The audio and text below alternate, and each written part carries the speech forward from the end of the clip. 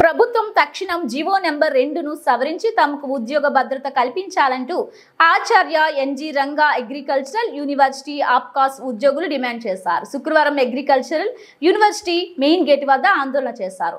రాష్ట్ర ప్రభుత్వం ఆప్కాస్ను రద్దు చేసే ఆలోచనను విరమించుకోవాలని, ఆప్కాస్ ముద్దు, అవుట్ సోర్సింగ్ వద్దు అంటూ నినాదాలు చేశారు.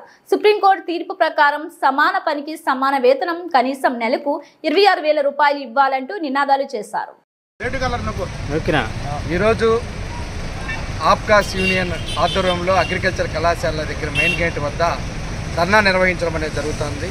ఆప్కాస్ ముద్దు, అవుట్సోర్సింగ్ వద్దు అని చెప్పిన నినాదంతో ఈరోజు ఒక పెద్ద ఎత్తున నిరసన వ్యక్తం చేయడం అనేది జరుగుతోంది. ఆప్కాస్ను రద్దు చేయాలని చెప్పినని రాష్ట్ర ప్రభుత్వం ఈ నెల 2వ తారీఖున ప్రకటించింది. అది చాలా దుర్మార్గమైనటువంటి విషయం. ఏప్రిల్ 2వ తారీఖు నుంచి ఆప్కాస్ ఉండబోదు, ఇది ప్రైవేటు సంస్థకు అప్పజెప్పబోతున్నాం అని చెప్పిన విషయాన్ని ప్రభుత్వం చెప్పడం అనేది చాలా బాధాకరమైనటువంటి విషయం.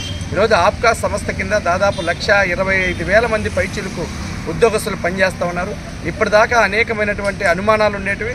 ఆ అనుమానాల వల్ల నివృత్తి చేయాల్సినటువంటి రాష్ట్ర ప్రభుత్వం ఈరోజు అనుమానాలుగానే వ్యవహరిస్తున్నటువంటి పరిస్థితి కనిపిస్తూ ఉంది. ఈరోజు ప్రైవేటు ఏజెన్సీలకు అప్పచెప్పడం ద్వారా మళ్ళీ తిరిగి ఆటవిక ప్రపంచంలోకి తీసుకుపోయినటువంటి పరిస్థితి ఏర్పడుతుంది. ఇప్పుడు దాకా 1వ తేదీకి జీతం వస్తూ ఉంది. రేపు ఇది కనుక ప్రైవేటు ఏజెన్సీకి అప్పచెప్తే ఎప్పుడు జీతం వస్తుందో ఎప్పుడు జీతం రాదో తెలియనటువంటి పరిస్థితి ఈరోజు నెట్టబడుతూ ఉంది. అదేవిధంగా ఈఎస్ఐ, పిఎఫ్కి సంబంధించినటువంటి ఎలాంటి సమస్య లేదు ఆప్కాస్ సంస్థ ద్వారా. అదేవిధంగా ప్రైవేట్ ఏజెన్సీకి ఇవ్వడం ద్వారా ఈఎస్ఐ, పిఎఫ్ అన్ని రకాలైనటువంటి ప్రాబ్లమ్స్ రాబోతూ ఉన్నాయి. కాబట్టి ఈరోజు మినిమం టైం స్కేల్ను వర్తింప చేయకుండా ఆప్కాస్ను రద్దు చేయడం అనేది చాలా హేమమైనటువంటి చర్య. అందుకని కాబట్టి తక్షణమే ఆప్కాస్ రద్దు చేసే ఆలోచన పూర్తి స్థాయిలో విరమించుకోవాలని చెప్పని సిఐటియు అదేవిధంగా ఆప్కాస్ యూనియన్ రాష్ట్ర కమిటీ డిమాండ్ చేస్తూ ఉంది.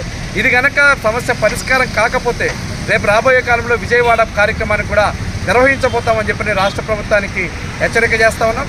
ఇప్పటికీ దాదాపు జీవో నెంబర్ 2 ప్రకారం ఈరోజు అమలు చేయాలని చెప్పని అనేది ప్రభుత్వం ప్రయత్నం చేయాలి. ఈరోజు దాదాపు అవుట్ సోర్సింగు అదేవిధంగా ఇతర సంస్థల్లో పనిచేస్తున్నటువంటి దాదాపు 3 లక్షల మంది పైచిలకు ఎంప్లాయీస్ అందరూ ఉన్నారు. వాళ్ళందరికీ మినిమం టైం స్కేల్ వర్తింపజేసే పరిస్థితి లేదు.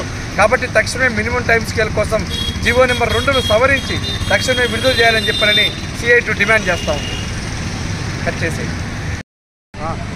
రాష్ట్ర ప్రభుత్వం జీవో నెంబరు 2ను సవరణ చేస్తూ అవుట్ సోర్సింగ్ ఆప్కాస్ ఉద్యోగస్తులను కూడా మినిమం టైం స్కేల్ అమలు చేయాలని చెప్పి ఈరోజు మేము అగ్రికల్చర్ కాలేజ్ ఆధ్వర్యంలో ఆప్కాస్ ఉద్యోగస్తుల ఆధ్వర్యంలో ధర్నా కార్యక్రమం చేయడం జరిగింది. ప్రభుత్వం ఆప్కాస్ రద్దు చేస్తామని చెప్పనేసి చెప్పడం అనేది జరిగింది. అది చాలా హేమమైన చర్య. అలాంటి ఆలోచనను విరమించుకోవాలి. ఆప్కాస్ను రద్దు చేస్తూ మాకేమీ అభ్యంతరం లేదు. మినిమం టైం స్కేల్ అనేది ఇవ్వాలి. పిఆర్సీ ప్రకారం జీతాలు పెంచాలి. అది కూడా చేయకుండా, జీతాలు పెంచకుండా ఆప్కాస్లో ఉన్న వాళ్ళని కూడా వెనక్కి తీసుకొని మళ్ళీ అవుట్సోర్సింగ్ విధానాన్ని తీసుకొస్తాము, మళ్ళీ ప్రైవేట్ ఏజెన్సీలకు ఇచ్చేస్తామనేది ఎంతవరకు సమంజసమని చెప్పి మేము అడుగుతున్నాం. మినిమం టైం స్కేల్ అనేది వాళ్ళ హక్కు. సుప్రీంకోర్టు తీర్పు ఇచ్చింది సమాన పనికి సమాన వేతనం అని చెప్పి. అదేనే అమలు చేయాలని చెప్పని చాలీ జీతాలతో ఉద్యోగస్తులు చాలా ఇబ్బందులు పడుతున్నారు. కనీసం ప్రభుత్వం ఆలోచించి జీతాలైనా పెంచాలని చెప్పి మేము తెలియజేస్తున్నాం.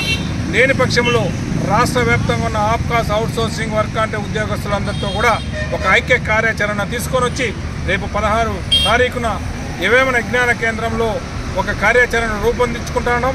అన్ని ప్రభుత్వ రంగ సంస్థల్లో పనిచేస్తున్న ఉద్యోగస్తులందరినీ కూడా ఐక్యం చేసి ఒక ఉద్యమానికి నాంది పలుకుతాం. ప్రభుత్వం ఇప్పటికైనా కళ్ళు తెరిచి వెంటనే మినిమం టైం స్కేల్ అమలు చేయాలని చెప్పి విజ్ఞప్తి చేస్తున్నాం.